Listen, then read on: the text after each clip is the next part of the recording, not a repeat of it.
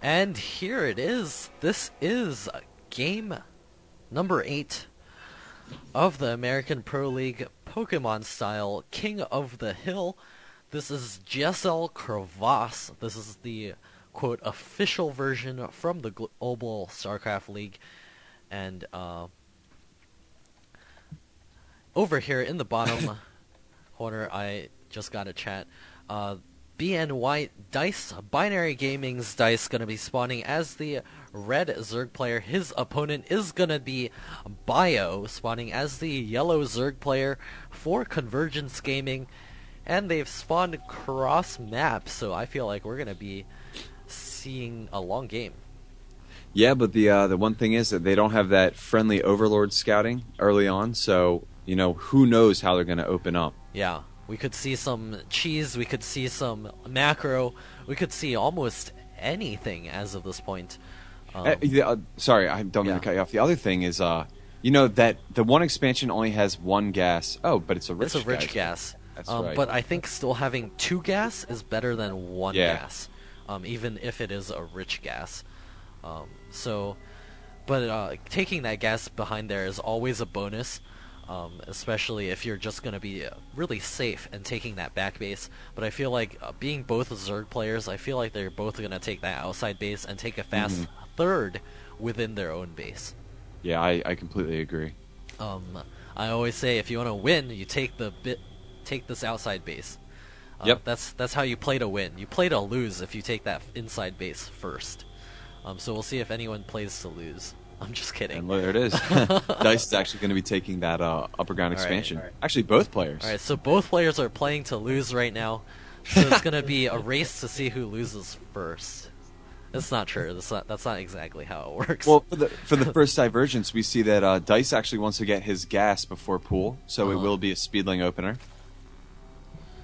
So he will be able to get those speedlings out to control the map, and Bio with his later lings will have to get up larger numbers to be able to wrest that control away from his opponent. And finally, the two players are getting somewhat close to scouting each other. Yeah, it's another one of those very, very large maps. Yeah, and Bio is the one actually scouting with a drone. Dice is not actually scouting anywhere on the map right now, except for with his 2 overlords. So all he knows is that his opponent is not in the top left-hand corner. Yeah, and that's not that surprising. And lots of times in ZVZ, it's almost not worth it to scout, just because if you're getting cheese, you know, you pretty much have the idea of where you want to build your pool. So the best kind of scouting for early on, depending on the map, is going to be Overlord scouting. Yeah. So these Overlords going to be securing good positions on the map as well.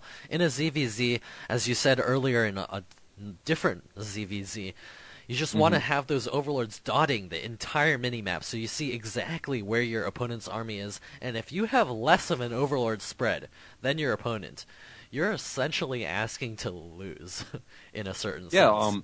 Yeah, vision is a resource, and there's no reason not to have a good Overlord spread in a ZVZ. Yeah. Like, it makes sense, you know, when you're facing a Terran player or Protoss, because they can kill you with air units. Yeah. Or, excuse me, anti-air units early on, but in the ZVZ, there's nothing that's going to come out that's going to kill that Overlord except for the Queen. At least it's way too slow. Yeah, at least not for 10 minutes. That's when you start getting those mutos, and as of that point, you'll start pulling your Overlords back if you're the one that's actually behind. So at that point, it starts to become a control game in the middle to see who can control the most amount of space so that they can keep that vision advantage. Dice here, he's thrown up a Spinecrawler already, and interestingly enough, Bio is actually making roaches. So the preemptive Spinecrawler is going to pay off. Yeah, so Bio may be trying to push out with a couple of roaches, or maybe just getting the roaches out to help defend his next base. And it looks like the Spinecrawler does finish. That gives him a little bit of an advantage to be able to defend his base in case of a bust. And it looks like there was a drone moving out. I think he's going to be taking his outside natural expansion.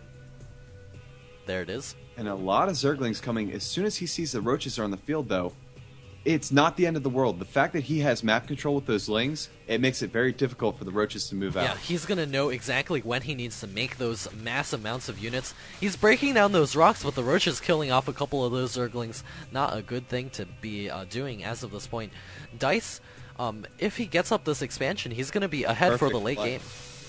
Yeah, that's exactly what he should do. Grab that third. Because right now, Bio cannot move out with those roaches. Yeah, I feel like he should keep the Zerglings up near Bio's base. Looks like he's going to be breaking down additional rocks here to give his Zerglings more surface area to be able to attack. Absolutely, and just more and more. That's exactly what he should do. It's a great play. Actually, Dice has a surprisingly huge number of Zerglings out in the field right now. Bio is making additional roaches right now, so those Zerglings are going to be great as those roaches try to move out to help him secure that base. We see Dice's third base now finishing up. He's now getting a roach warren of his own, and additional drones popping out as well. Yeah, that is a lot of Zerglings. That worries me a little bit because it feels like he's cut on droning. Yeah. But we'll have to see what he decides to do.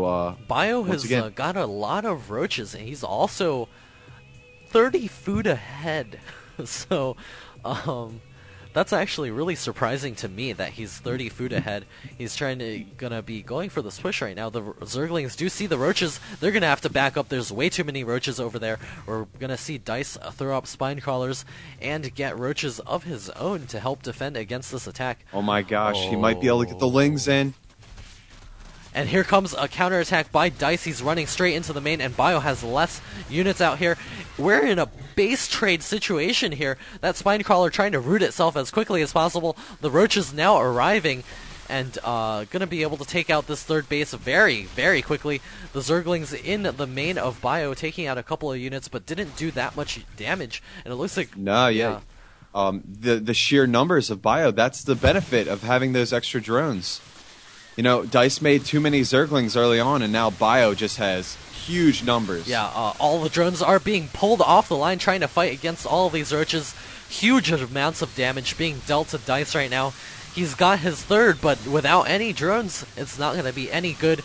I'm going to be cleaning up here. No more drones left in the main. Just a few left at the inside natural. GG out of Dice. And this game goes to Convergence Gaming. Yeah. Which means that Binary Gaming only has one player or Pokemon left. And his name is Nagisa. He's going to have to take everything for himself. Yeah, he has 3 more players he needs to knock out to win. So a lot of pressure on him. But I feel like he's already taken out their best player. So we'll see what he can do. Yeah. So Bio doing a great job for his team. Convergence Gaming is currently 1 game away from being able to take it. And the next map is going to be Antigua Shipyard from the Blizzard Ladder map pool.